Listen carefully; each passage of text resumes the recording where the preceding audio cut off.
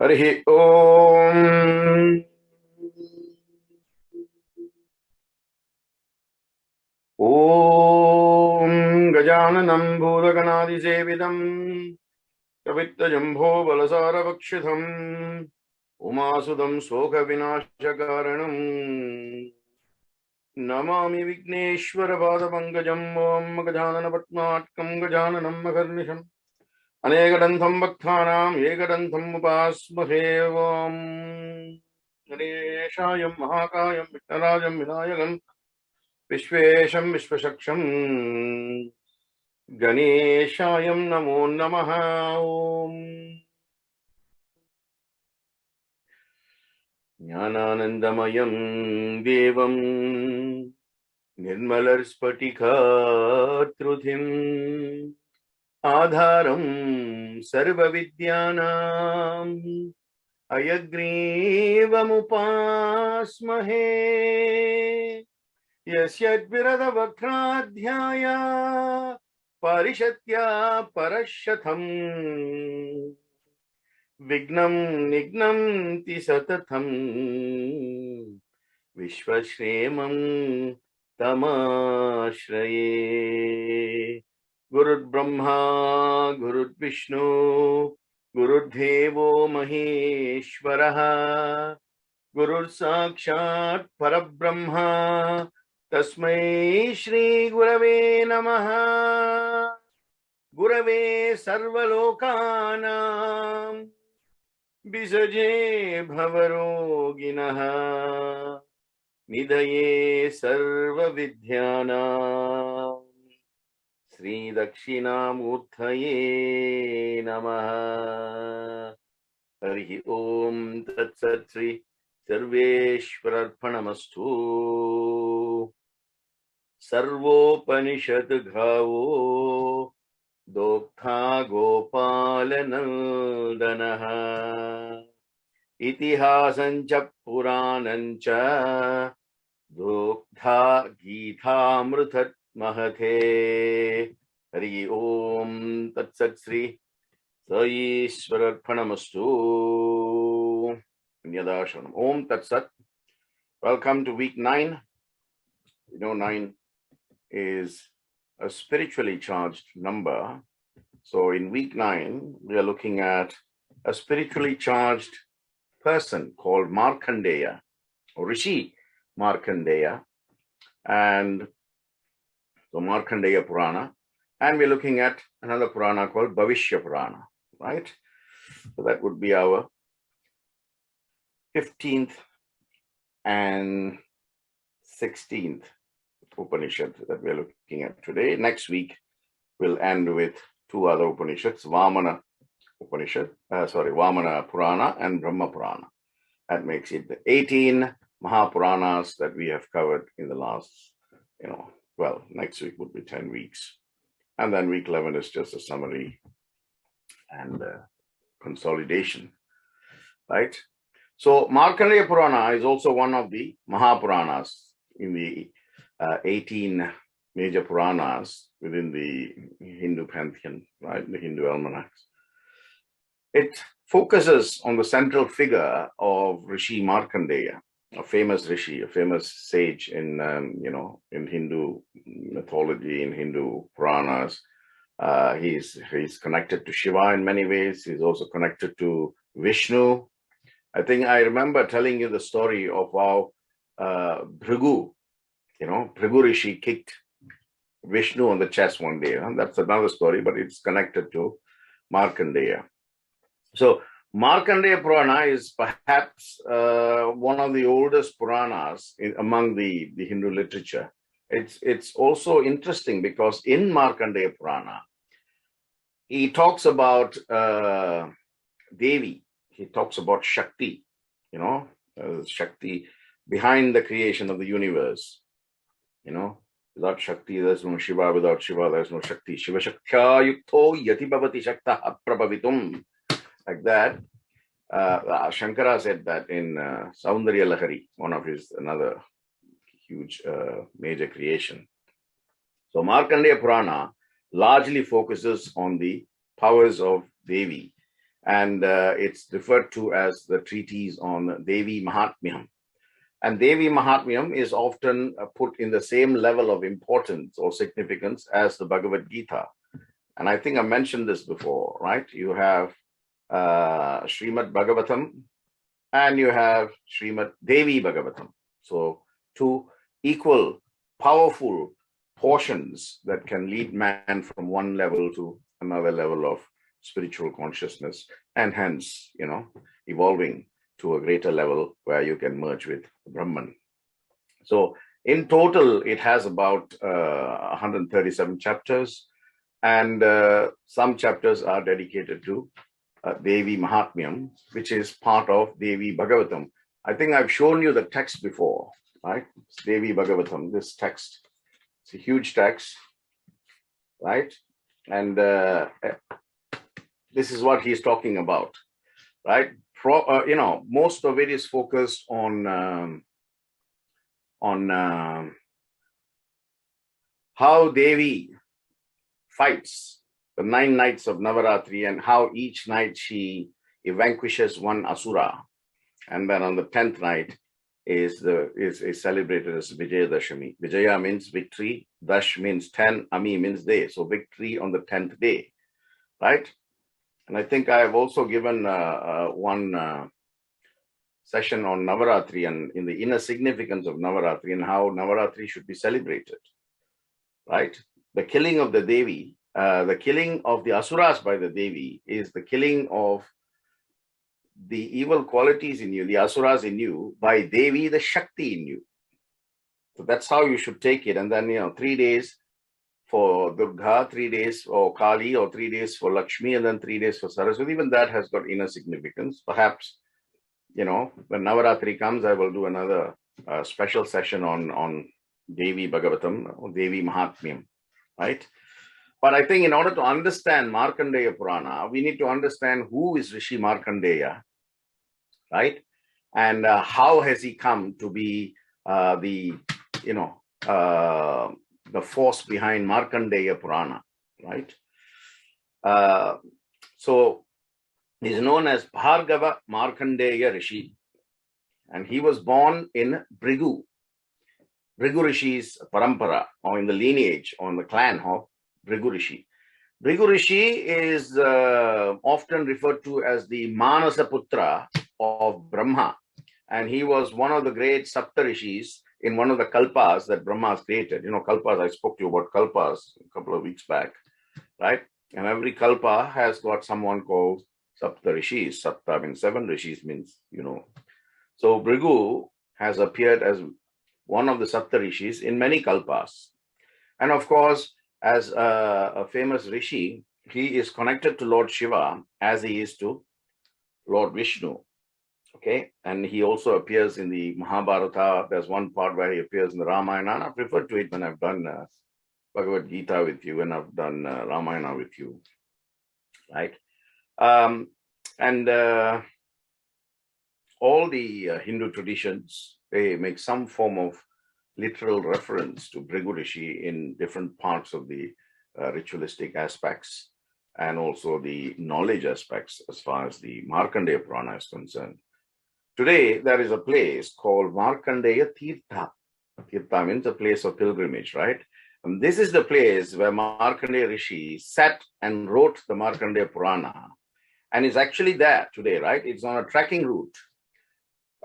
When you go to the Yamunotri shrine, Gangotri, Yamunotri. Yamunotri, there is a shrine there for Devi.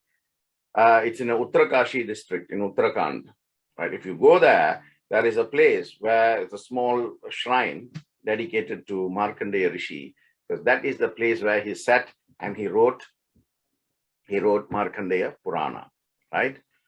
And he is also known because he was one of those gifted people who had the vision and the grace of Lord Shiva, who actually saved him from the clutches of Yama. And Yama is the god of death, right?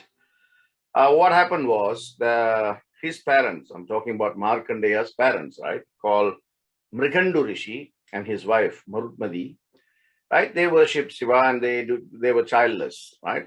And they constantly prayed to Shiva and said, give us a son who can carry on our lineage and continue to do the puja in your temple, because Markandeya Rishi was, keeping a Shiva temple, and he was, maintaining it.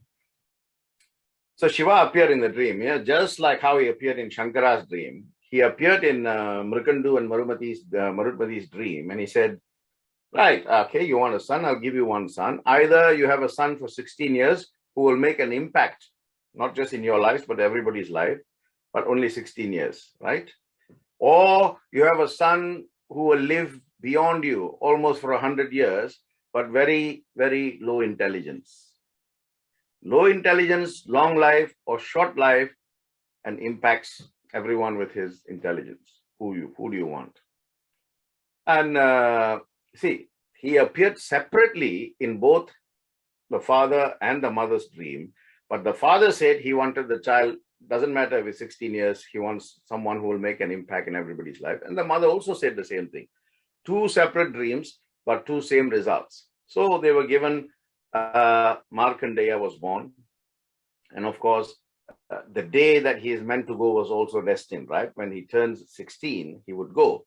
So every day the father used to teach him, as he grew, he was very devoted to the Shivalinga in the shrine that his father had been worshipping. And sometimes he goes with the father, sometimes the father is ill, he goes and worships.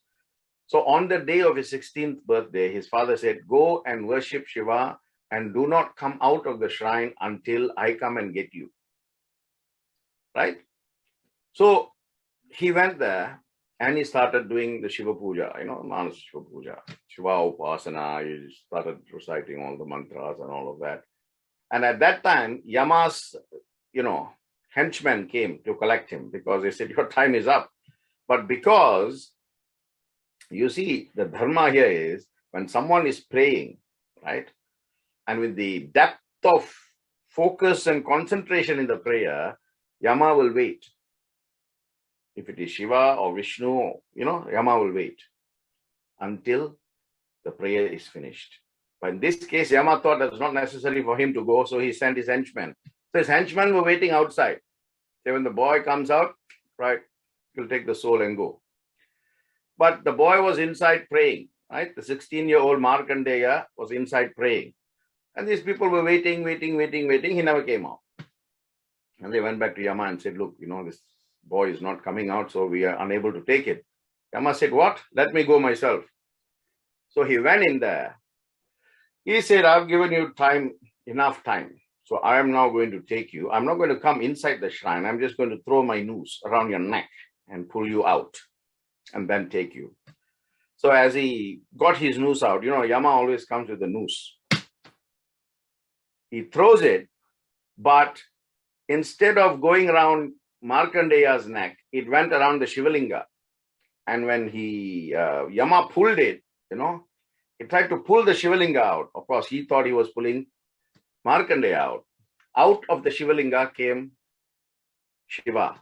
Shiva in the form of Virabhadra, right? Virabhadra is fierce. Virabhadra, one who can vanquish anything with his bravery, right? Two guys always does Shiva's work, right? One is Virabhadra, the other is Kala Bhairava. Both equal in strength, equal in power, right? But for some things, Shiva will send Kala Bhairava. Kala Bhairava is Shiva's main security, right? Virabhadra is, bouncer, if you like, right? So, Virabhadra came out and said, you cannot do this. This is a great insult to Lord Shiva. As a result, I am not going to allow you to take anything out of this shrine. So Yama said, okay, you have to fight me and you have to win me in order for me to agree to that. So they started to fight. And of course, Virabhadra is Shiva himself personified as Virabhadra, right? So they fought. They fought for quite a while. And finally, with the Trishul, Shiva killed Yama. And then he said, Yama, I will revive you on one condition. It is your life for Markandeya's life. Because he was so into me worshipping me without a minute of rest, without taking any water, nothing, completely. And Yama said, of course, Yama's life can't be ended because he's there for a purpose, right? His office cannot be vacated. So he was revived, and Yama kept his word and said, okay, Markandeya, nothing will happen to you now. You will live, until the time you're meant to go. And from that day, Shiva also became known as Kalantaka. Kalantaka means one who can even end death if it is necessary, right? So this event, this story that I just told you, actually took place at, the banks of River Gomati in Kaiti, Varanasi. Very, very auspicious place. That place is of course, Kasi is always famous. But this is in Varanasi, further up the river, right? An ancient temple is built there to illustrate this. It's called Markandeya Mahadeva temple, right? Markandeya Mahadeva Alaya. Today, if you go there, you can see it as well. Whenever I go to Kashi, I always visit these temples, because just to sit there and soak in the atmosphere, and your mind is traveling back. My God, Markandeya was here, Shiva was fighting with Yama, all this took place here. To sit there and to just feel that vibration. And you can actually feel it, if you're really at that level vibrating in the ambience, you can actually feel it. This is a place where River Ganga and River Gomati merge. So it's called Ganga Sagaram, right? Where Sagaram or Sangam means they are meeting. So the sacredness of this place increases where two holy rivers meet, right? But there are other references to Markandeya that some things happened in Kerala as well. But enough for you to know one aspect of who Markandeya is. Because of his closeness with Lord Shiva, he was also gifted with the vision of Goddess Shakti. And she said, you are the one that I have chosen to write about my Veera Charitra. Veera Charitra means about my brave stories. And that is what comes in here as Durga Shaptashati. Durga Shaptashati is usually recited during Navaratri or is recited when they are doing Chandi Homam. Chandi Homam is huge, right? And the Devi Mahatmya has got 14 chapters, and they will read the 14 chapters. And during Navaratri specifically, right, apart from reading the 14 chapters, the 14 chapters summarized into 7 verses is called Durga Shapta Shati, right? Shapta means 7, Shati means giving vandanas or respect to. So Shati or Parvati or Durga or Devi also has given grace to Markandeya to say, you have to write about it. And in this place where this happened, where she gave him the vision and she told him, you have to write about my Veera Charitra, Durga Shaptashati, this is called Yamakeshwar. Yamakeshwar, yeah, North India. Okay. Now the timeline of Markandeya Purana is perhaps around the 2nd century CE, right? Circa 250, something like that. And later temples that have been built in the 7th century, 8th century refer to the Markandeya Purana. That means the Markandeya Purana is already pre-existing when these temples were built. But of course, different scholars writing about this, and I mentioned this before, different people writing in different timelines will say, it happened at this time or that time or the other time. But the 2nd century CE is where it has happened, between the 2nd and the 3rd, right? The Purana, as I said, Markandeya Purana has 137 chapters, and about 20 chapters is dedicated to Devi Mahatmyam. And it opens up with Rishi Jaimini asking Rishi Markandeya for answers to some questions raised by the Mahabharata incidents. But it was never addressed. So Jaimini Rishi was asking Markandeya to enlighten him. Markandeya says, look, I'm going to go and pray now. I'm going to do some ritualistic prayers to Lord Shiva. But I tell you what, why don't you go to this place? There will be 4 birds there, right? And that place where he's referring to is Vindhya mountain. And Vindhya is a very famous and powerful mountain, is referred to in many Puranas. And it is also something that comes up in the Indian national anthem, Jana Gana Mana. Vindhya Himachala Yamuna Ganga. So Vindhya is very, very important. He says, go to Vindhya range. You will see 4 birds. Ask your 4 questions to these 4 birds and you will get your answers, right? So Jaimini goes and talks to these 4 birds, and his conversation with these 4 birds is what Markandeya has written from chapters 4 to about chapters 45 in Markandeya Purana, right?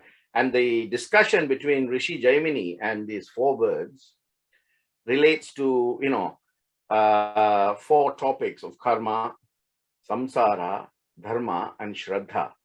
How relevant, right? To here, but in relation to Mahabharata, right? And of course, it reappears in the Dharma Sutras as well. This book, Markandeya Purana, also talks about moksha, about jnana and how to overcome past karma. So very important. This is by doing tirthas or pilgrimages and by doing dhana, right? So it talks about other god forms as well. Markandeya refers to Vishnu, refers to the Panchabhutas, he refers to Narada. He also refers to Kurma Purana, right? And he refers to teachings of the Advaita philosophy. Advaitam is, of course, non-dualistic. And of course, the tradition before the times of Adi Shankara, right? He also talks about the manvantras. Manvantras are the different timelines and different kalpas. And of course, he talks about the Panchabhutas. He also talks about the worship of the sun and how the worship of the sun can actually give you effulgence in your own life, just like the sun's rays shine. When you take and worship the sun, thinking that the sun is in your heart, you can imagine the rays, glorifying your entire body from head to toe. And that is how effulgent. And that effulgence, the petrol for that effulgence is the Gayatri Mantra. That is also referred to there, right? So Gayatri Mantra is one of the most powerful things. If you know that and chant that daily, you need not chant anything else. So let me repeat that, right? For people who think chanting many, many diverse mantras is better. Let me tell you, if you only chant the Gayatri and you only chant the Gayatri with full intent and potency every day, you are doing far better than others. Okay? So Devi Mahatmyam, where he focuses on in this book, right? It's called Devi Bhagavatam, right? It's a fantastic book, but you need a lot of patience to read. I've read it twice, but each time I discover something new. It's amazing because it's the same text, it's the same book, but when you read it again and again and again, the book gives you something totally different. That is one of the most amazing things I always get out of these religious books, spiritual books, because you can never get the same thing twice, from my experience. Okay. So Devi Mahatmyam means the glorification of Devi or the greatness of Devi, right? This is all about her, how this book starts. If I can just tell you a brief story, is it starts with the story of a great king called Shuratha. He was defeated in one battle and he was totally exiled, and he went into a jungle. And there was another man called Samadhi, right? His name is Samadhi. And he was, driven away by his wives and children, taken his wealth, and they chased him. And he went to the same jungle like King Suratha. They both met and they started talking to each other. And they realized that despite being kicked out, being exiled, being driven away, they still cared for those people. And they wondered why. These are people who did us wrong. Why is it that we still care for them? And they couldn't answer the questions, but they heard that in the depth of the jungles, there lived a sage. So they went to look this sage. The sage is called Medha, right? Sumedha, Rishi Medha. And they said, this is the nature of the existence of man. As a human being, the goddess will give you attachments, right? And they will give you the buddhi or intelligence to get out of those attachments called detachments. That is when you will attain moksha. You cannot attain moksha by still having those bandhas or attachments. So we give you the attachments for you to live. Satsangatvam nitsangatve, nitsangatvam nirmohatve, nirmohatvam nischalatatvam jivan mukti. Right, Shankara? So the same way, we will give you attachments, but we'll give you buddhi. You have to come out of this attachment, detach yourself and attach yourself to Parabrahman and merge. That is your life, right? That is the dharma that you are living for. So Devi Mahatmyam starts like that, right? How Devi, gives you a lot of, attachments to grow with, family. So they say the four ashramas: brahmacharya, grahastha, vanapadishta, and sannyasa. So you have to go through that, right? There's a lot of socio-cultural things in there. But, one of the fantastic scientific things that I've discovered in here, right? It also discusses the theory of embryo development, how the embryo develops, right?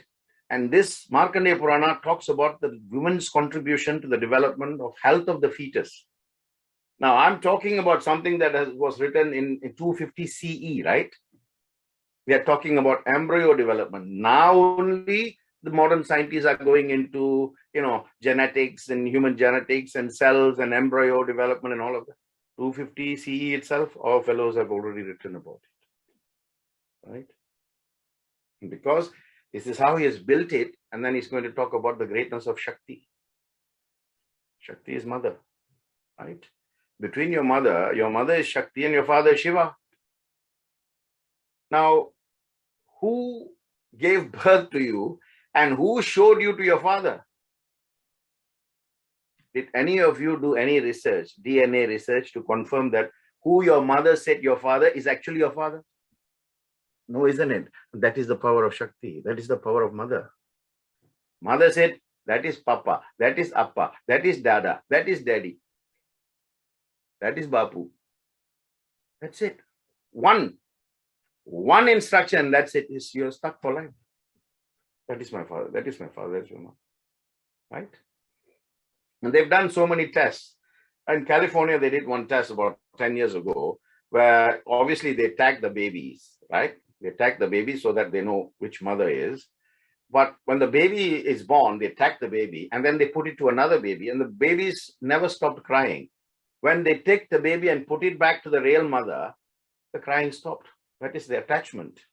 It's called the Shakti Pida, where the mother and the child has got a bond that can never be taken away by anything, science or otherwise. So the mother is the one who gives everything. That's why the mother is given the highest place in Hinduism. Matru Devo Bhava. Mother is greater than God. Pitru Devo Bhava. Then only comes father. Then Acharya, all your gurus, all your teachers, right? Then only Aditi. Aditi is guest. Devo Bhava.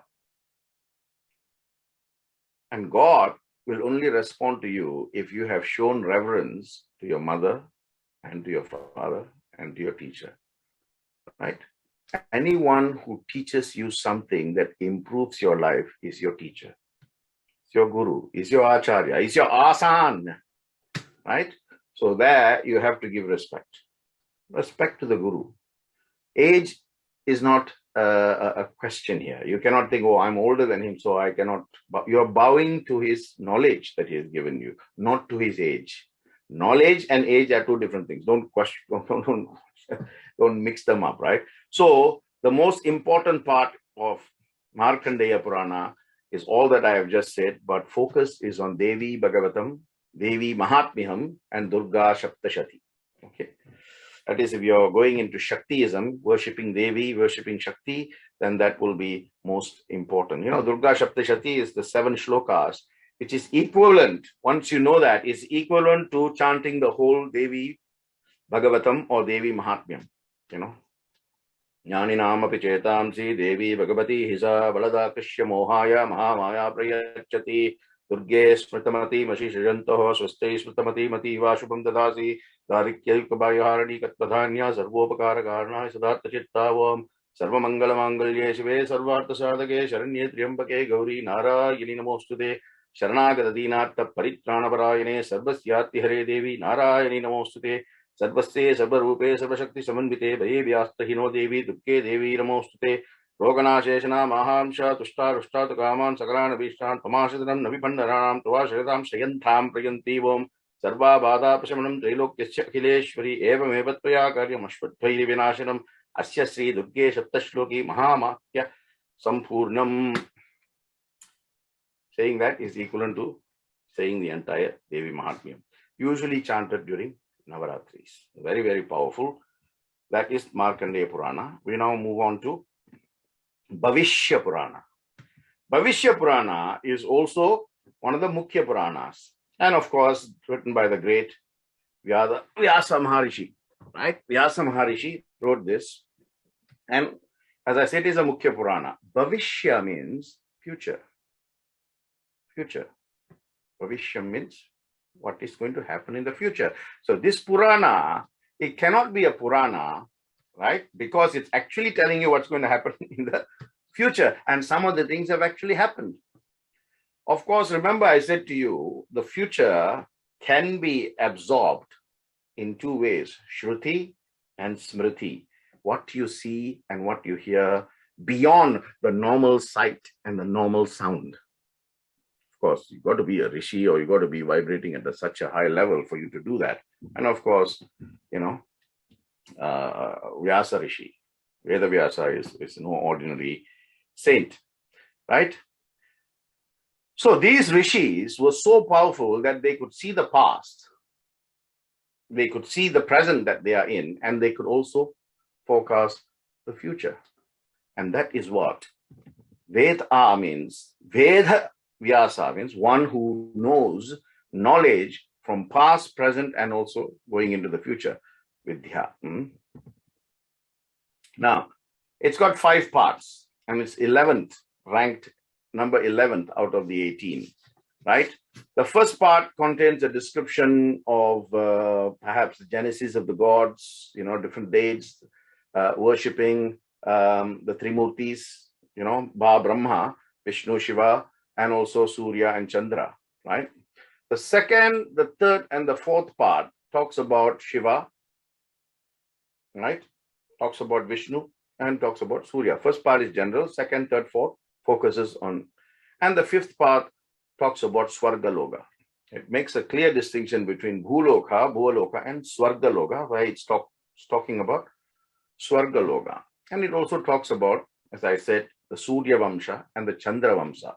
Some of the guys that we have had in history, some of the people rather, not guys. Some of the people like Rama has come from the Surya Vamsha, and some of them have come from the Chandra Vamsha, like Indra, for example, right? Now, Bhavishya Purana is very interesting because it says what is going to happen in the future, right? And as I said, it's got 5 parts. In the first part, it's called the Brahma Parvam. Brahma Parvam, that's 16 chapters, right? And it's something that is similar to perhaps Manushriti, right? The second part is called Madhyama Parvam, middle part. And the third part is called Pratisarga Parvam. Pratisarga Parvam, which talks about prophecies. And this part is very important because it's telling you there will be a new religion called Christianity. There will be a new religion called Buddhism. There will be a new religion called Islam. And it also says foreigners will come and rule the country for, 1 or 2 centuries. And isn't that what has happened, right? But the later writers say this has been added into in the 18th and 19th century. If it was added, it is more information has been added. It has not been created in the 18th or 19th century. So that we have to be very clear, because that is the prophecy that is Bhavishya Purana, right? The fourth part is called Uttara Parvam, right? And this is also another part called Bhavishyothara Purana. Bhavishyothara Purana, right? The last part, so technically is divided into four, right? Brahma Parvam has 215 chapters. The Madhyama Parvam has 62 chapters. The Pratisagara Parvam has about, 100 odd chapters. And finally, the Utta Parvam has 208 chapters. Now, if you're looking at the timeline, it is somewhere between the 4th and the 5th century CE, circa, 5th century, early 5th century, right? And this Purana, Bhavishya Purana, is characterized as Rajasic, right? So let's look at the four parts: Brahma Parvam, Madhya Parvam, Pratisagara Parvam, and Uttara Parvam, right? Now, the Brahma Parvam, as I said, has 215 chapters, and it talks about rites, rituals, ceremonies, and fasts and feasts, right? And there is some things that it refers to, which is caste-related discussion, but it says the caste is only an external feature, but you go beyond the caste, you will see the Jivatma, and it is that Jivatma that must relate to the Paramatma, what all the Upanishads have been saying, right?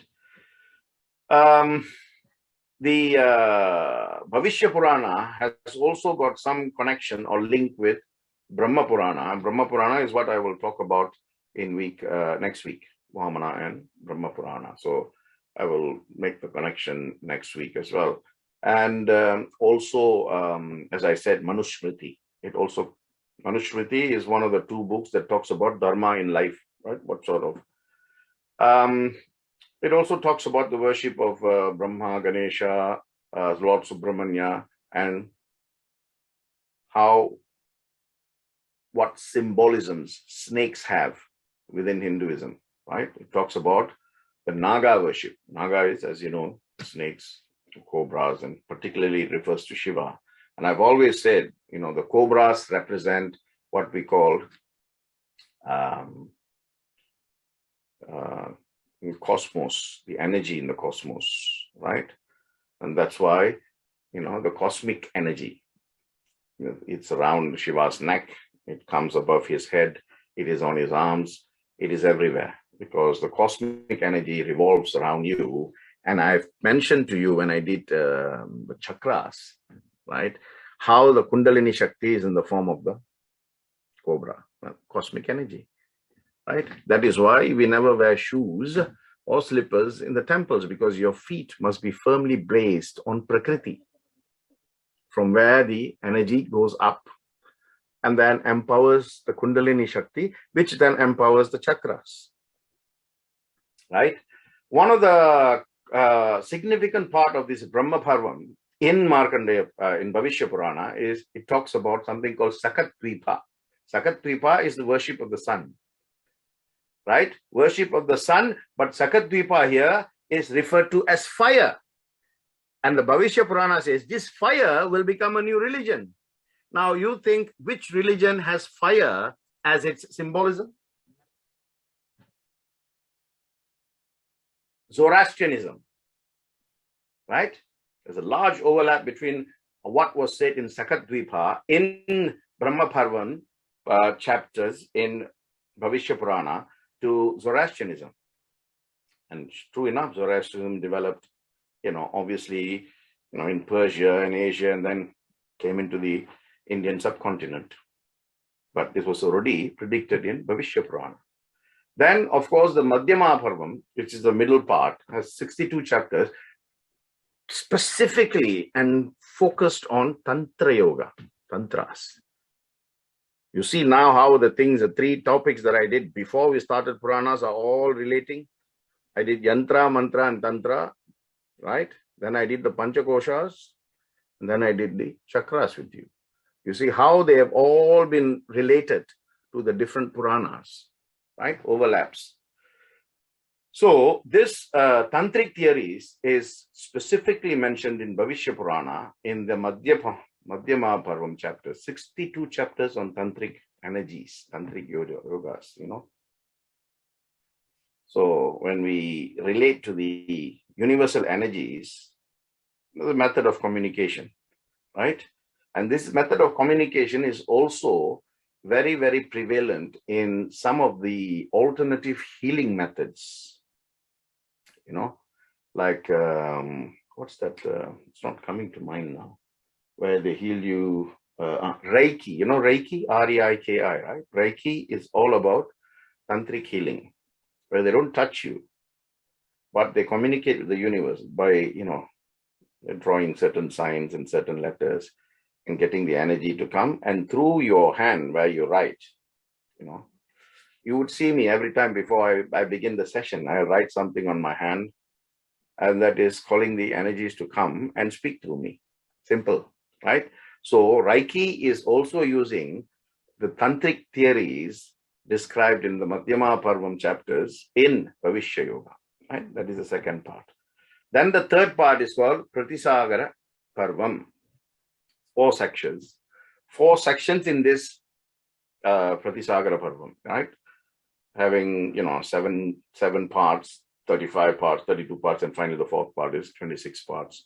And what they talk about is, they talk about genealogy of kings, sages, prophecies, the universal histories, and the khandas that come in these histories, and they make references to the Upanishads as well here, connecting the Upanishads to the Puranas to the names of gods and things like that. So it's all a question of relativity in this Pratisagara Parvam, right? Numerous things that has been mentioned in this thing.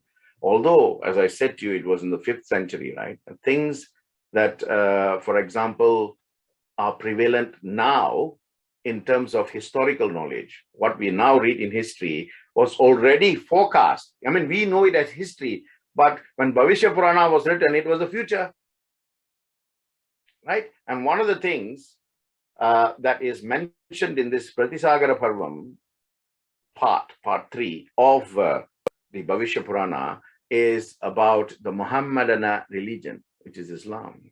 And it's specifically mentioned there that the last prophet will be called Muhammad. Of course, Muhammad is, Muhammad now.